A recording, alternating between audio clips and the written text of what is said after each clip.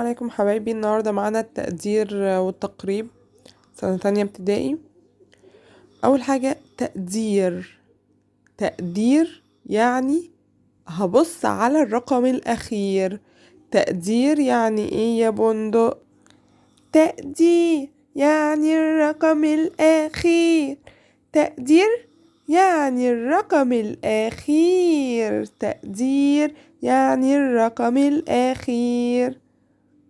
طب والتقريب يا بندق يعني ايه؟ يعني اخواتي الصغار واخواتي الكبار.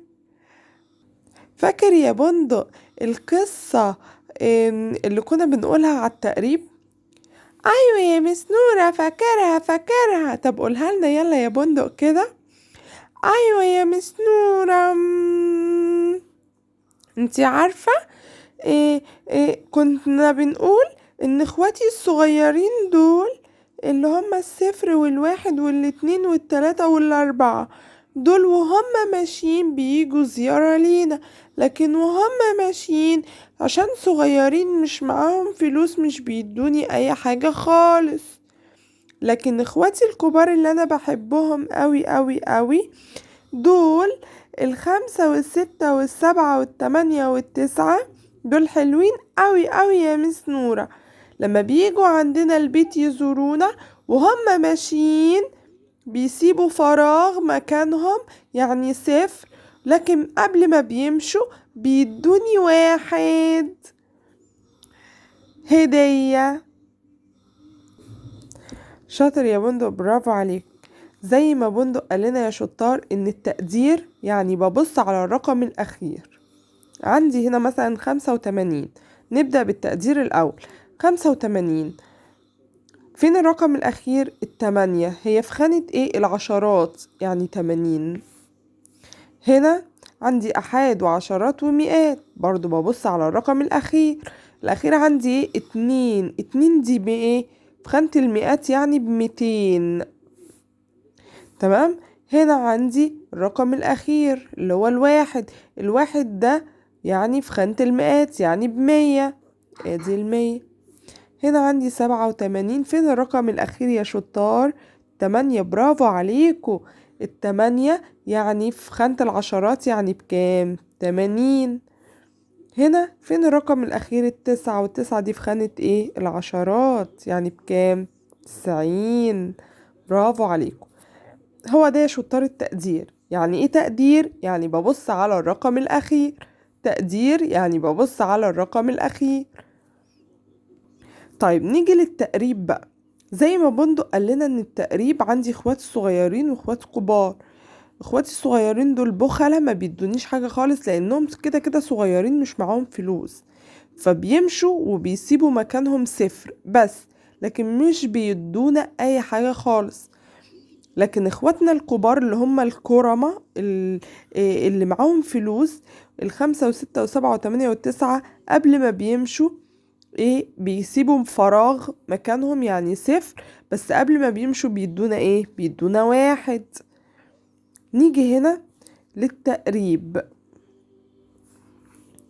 هنا عندي 85. عندي ايه؟ 85. دي اسمها لأقرب 10. التقريب عندي يا إما لأقرب 10 أو لأقرب 100. هنا لأقرب 10 85. طيب 85 هقربها ازاي يا شطار؟ احنا قلنا أول رقم اللي هو الأحاد هيمشي وهيسيب مكانه ايه؟ صفر فاضي، مكانه هيبقى فاضي. طيب الخمسة من اخواتنا ايه؟ من اخواتنا الكبار اللي معاهم فلوس، اللي قبل ما بيمشوا بيدوني ايه؟ بيدوني واحد، بجمعه على الرقم اللي بعده، يعني 8 وواحد ايه؟ 9. تمام. ده الايه؟ لأقرب 10، اسمها الأقرب 10. لما يبقى عندي رقمين اتنين بس، أحد وعشرات. طيب المسألة كبرت معايا شوية وبقى عندي أحد وعشرات ومئات، 273. أقربها لأقرب 10 ازاي؟ برضو طالما الأقرب 10 يعني العشرات، أنا شغالة مع العشرات. ماليش علاقة بالمئات، انا ليا علاقة بالعشرات والرقم اللي قبله، اللي هشوف اخواتي الصغيرين ولا اخواتي الكبار اللي هيدوني او مش هيدوني. بس الرقم اللي بعده بينكتب زي ما هو، ما بعملش فيه اي حاجة. ده اسمها ايه؟ لأقرب عشرة. يعني ايه لأقرب عشرة؟ يعني انا ليا علاقة شغلي كله مع العشرات، ببص بس على العشرات والرقم اللي قبله، الرقم اللي قبله اللي هو الأحاد، اللي هشوف هيديني واحد قبل ما يمشي ولا مش هيديني. فهنا عندي ايه؟ الأحاد طبعا هيمشي وهيسيب مكانه صفر. طيب 3 من اخواتي الكبار ولا من اخواتي الصغيرين اللي مش بيدوني حاجة؟ لا، ده من اخواتي الصغيرين اللي مش بيدوني حاجة خالص، يبقى مش هيديني حاجة، يبقى السبعة تتكتب زي ما هي. طب والاتنين؟ الاتنين قلنا ما بغيرهاش وما بعملش فيها اي حاجة وما باجيش يمتها، بكتبها زي ما هي. تمام يا شطار؟ ماشي. عندي 90، هقربها لأقرب عشرة. إيه؟ الصفر طبعا هيمشي وهيسيب مكانه صفر. طب الصفر من اخواتي الصغيرين اللي مش بيدوني حاجة خالص ولا من اخواتي الكبار اللي بيدوني واحد؟ لا، من اخواتي الصغيرين البخلة اللي مش بيدوني حاجة خالص، يبقى التسعة تبقى زي ما هي. طيب 87، السبعة هتمشي طبعا وهسيب مكانها صفر، لكن قبل ما تمشي اشوفها من اخواتي ايه؟ لا، ده من اخواتي الكبار الكرمة اللي هتديني واحد قبل ما تمشي، هتديني واحد، هجمعه على ايه؟ على الرقم اللي بعدها. 8 و1 9. اوكي. 190، ايه ده العملية فيها عشرات وأحاد ومئات. طيب قلنا ايه؟ قلنا الأقرب عشرة، يعني ببص على العشرات واللي قبلها، يعني العشرات والأحاد، ماليش علاقة بالمئات. المئات بكتبه زي ما هو. عندي الصفر هيمشي وهيسيب مكانه صفر. طيب قبل ما يمشي هيديني واحد ولا مش هيديني؟ لا، مش هيديني، ده هو من اخواتي الصغيرين يا عيني، البخلة اللي مش معاهم فلوس اساسا، يدوني واحد وهم ماشيين. تمام، يبقى التسعة تبقى زي ما هي، والواحد اتفقنا ان هو في خانة المئات، يعني بكتبه زي ما هو، مباجيش يمته. ده ايه؟ ده الاقرب عشرة. يبقى لأقرب عشرة بتعامل مع ايه؟ بتعامل مع العشرات واللي قبله اللي هو الأحاد. طب لأقرب مئة، لأقرب مئة ببص على ايه؟ ببص على المئات واللي قبلها العشرات، ماليش علاقة بالأحاد. الأحاد بكتبه ايه؟ هنشوف دلوقتي. لما اقولك 273، هاجي اقربها ازاي؟ قلنا الأقرب مئة شغلي مع المئات، لكن قبل ما أشوف المئات بشيل الأحاد والعشرات وبحط مكانهم اصفار. تمام، دي أول خطوة، أشيل العشرات، الأحاد والعشرات وأحط مكانهم اصفار. طيب قلنا شغلي مع المئات واللي قبلها اللي هو العشرات، هشوفها هي مشيت وادتني صفر. طب قبل ما تمشي هشوف العشرات من اخواتي الكبار اللي هيدوني واحد ولا من اخواتي الصغيرين اللي مش هيدوني حاجة؟ لا، ده السبعة من اخواتي الكبار اللي قبل ما تمشي هتديني واحد، يبقى 1 على 2 3. يبقى ايه التقريب؟ 273 300. طيب عندي مثلا 646، اتفقنا ان انا بشيل الاحاد والعشرات واحط مكانهم اصفار.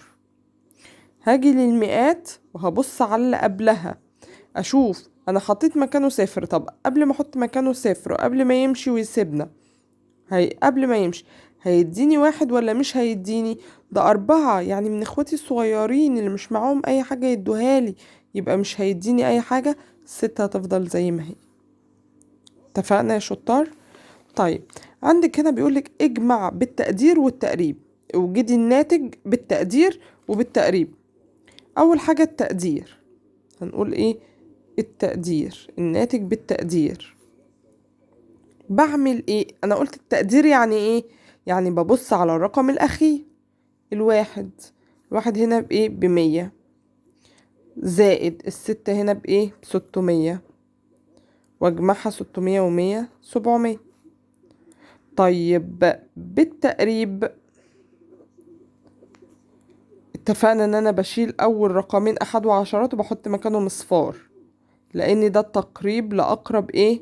لاقرب 100، 3 ارقام. تمام.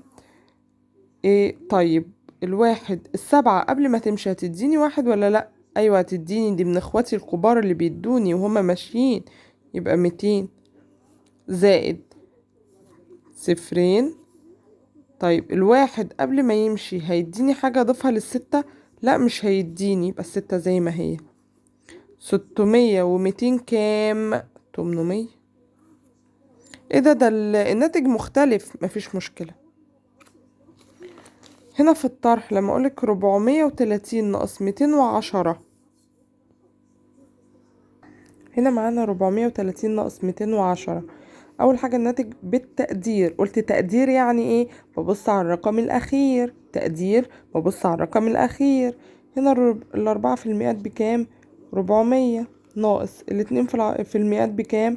200. 400 ناقص 200 كام؟ 200. طيب التقريب، هنا الاربعة، طيب التلاتة انا بشيل الصفر والتلاتة وبحط مكانهم اصفار. التلاتة قبل ما تمشي هتديني حاجة؟ الاربعة لا مش هتديني، يبقى الاربعة زي ما هي. ناقص الاتنين في المئات، بشيل الاحد والعشرات بحط مكانهم اصفار. طيب بس ببص على العشرات، هل قبل الواحد ما يمشي هيديني حاجة اضيفها للاتنين؟ لا مش هيديني لانه صغير، يبقى الاتنين هتبقى زي ما هي. 400 ناقص 200، 200. الناتج طلع زي بعضه، مفيش مشكلة. الناتج يطلع زي بعضه، الناتج يطلع متغير، مفيش مشكلة. المهم ان انتي تبقي ماشية خطواتك صح. عرفنا ان التقدير يعني ايه؟ يعني ببص على الرقم الاخير، ببص على الرقم الاخير.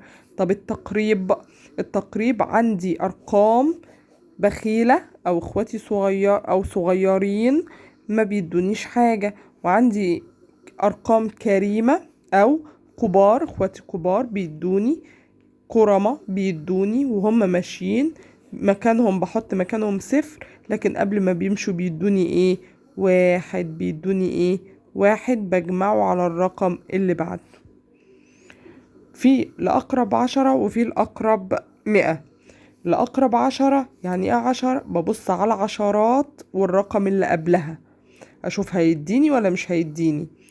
لأقرب 100 ببص على المئات والرقم اللي قبلها أشوف هيديني أو مش هيديني. والأحاد كده كده بحط ايه؟ مكانه صفر. تمام، يا رب تكونوا استفدتوا ايه اي حاجة.